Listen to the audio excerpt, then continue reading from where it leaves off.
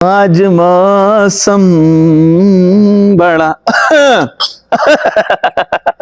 यार ਸਮੋਗ ने हालत खराब कर छड़ी दी साडी। सही कहते ने भाई सियाने कि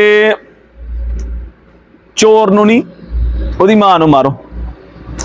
ठीक है, मसले का वक्ती तौर पर हल नहीं करीदा, मसले नूं मुकम्मल जड़ तो मुकाईदा है।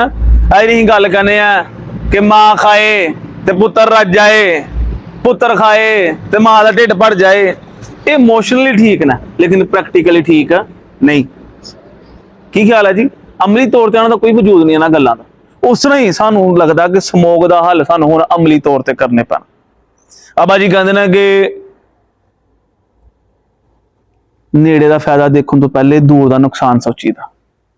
असीं अज कहिए कि आर्टिफिशियल बारिश करो, वाटर छिड़को, वाटर स्प्रिंकलिंग, उहदे नाल समोग कंट्रोल हो जाएगी, लेकिन ये हल है।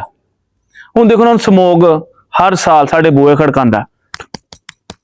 केड़ा स्टाइल है? हाँ जी, हर साल साड़ियां सड़कों के डेरे ला लेंदा। तो उन्होंने की मतलब है? कहीं जनाब समोग की वालदा मोहतरमा को जाइए, अस्सलाम वालेकुम खाला जी, तुहाडा मुंडा साडी घर वड़ी गया है।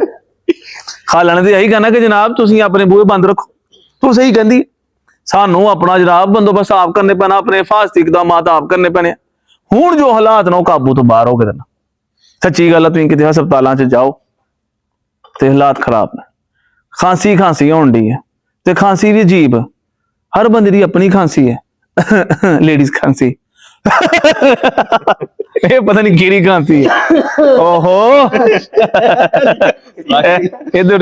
सारी ये भी खांसी है। हम तो डरदे बंदा किनू ऐ नहीं कह सकते हैं। अखां चुभन डी, कई ऐसे मातड़ भी हैं जो हस्पताल जा नहीं सकते, शायद उन्होंने दिहाड़ी लान जाना होंदा, इन्हां के पैसे है नहीं। ओ सच्ची गल है, तुसीं किहनू नसीहत करो कि यार भाई मास्क ला, उन्हें मास्क लाना नहीं, उन्हें 10 रुपये बचा के जनाब बैरियर टाउन च प्लाट लेना है। ते न्याणे छड्डो, कावा तो ठंडा करके पीने पैना ना। की ख्याल है? वैसे समोग च कावा भी फायदेमंद चीज है, चलो गले नूं सुकून दिंदा है, लेकिन न्याणे तुसीं देखो, मैनूं बड़ी खुशी है कि तुसीं करूली मेरे ते कर छड़ो कावे दी। सारी गल हासे वाली गल चंगी होना। और न्याणे जनाब सवेरे सवेरे छुट्टियां पेदियां कि घर रहणगे ते बचणगे समोग कोलों। सवेरे सवेरे जनाब गैन बदा लैके ते निकल के होंदे ने, हाँ, ते ऐलान करदे जांदे ने मैं बनूंगा शाहिद अफरीदी। हैं बाकी लाहौर के हालात सब तो ज्यादा माड़े ने साडे यार। लाहौर च की कहंदे ने पढ़े लिखे लोग, एयर क्वालिटी इंडेक्स कहंदे 300 तो उत्ते चल जाना ते खतरनाक चीज है, ते कम 1000 तो टप गया। बहुत खराब सूरत हाल। संत जाओ दी किताब है द आर्ट ऑफ वार, और जो कहंदा कि जंगा पहले लड़ ली होंदियां, जंग वाले दिन तो बंदा वैसे हाजरी पान जाता।